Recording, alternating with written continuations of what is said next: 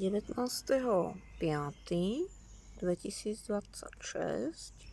stav vývoja vegetácie a plodov. Veľkoplodá azijská jedlá rúža Rosa roxburghi od roda Cultivar Lampion, vyšľachtená, vyselektovaná ku konzumným účelom,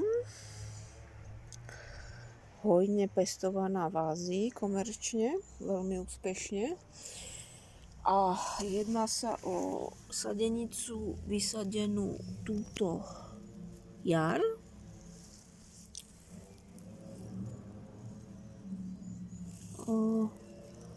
Tu vidíme nejakú penu, to bude z nejakých hmyzákov. No a teraz po tých dažďoch začala krásne, bola razantne zrezaná, pretože došla v takom biednom stave.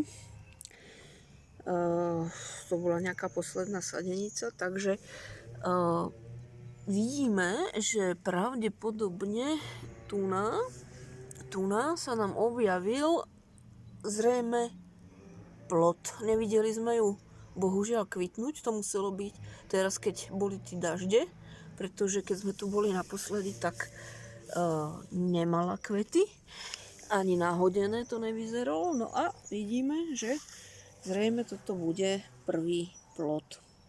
Ona dozrieva koncom leta, začiatkom jesene.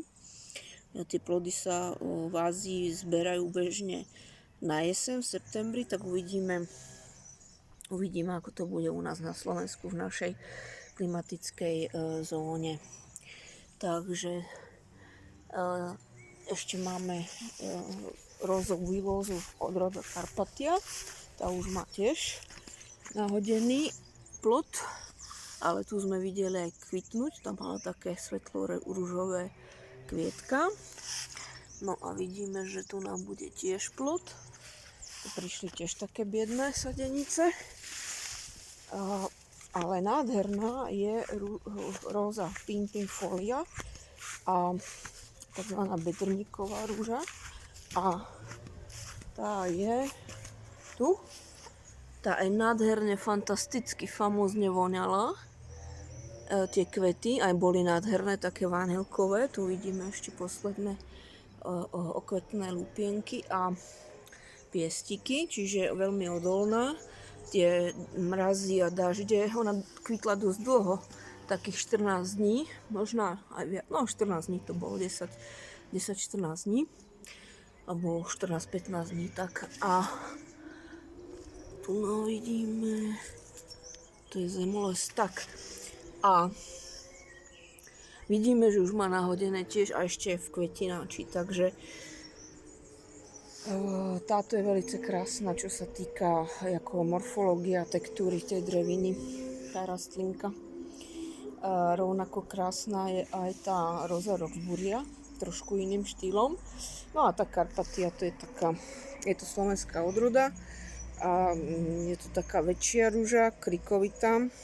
A čo do estetiky, no tak taký stred ako normálna, banálna, ale čo sa týka plodov, tak dužnoploda tak je celkom zaujímavá, čo sa týka napríklad džemov a keď má dobré stanovište slnečné, tak určite asi aj k priamému konzumu, keď sa správny čas oberie alebo aj na sušenie a podobne, musí ale sa vyčkať, alebo správny čas sa musí proste tá odroda obrať, aby bola tí plody kvalitné. Takže týmto sa s vami lúčime. Taký malý exkurs do našeho rozária a jedlého, to sú všetko jedloplodé, veľkoplodé rúže. A máme pár aj teda iba čisto kvetových rúží, ale to je iba okrajová záležitosť.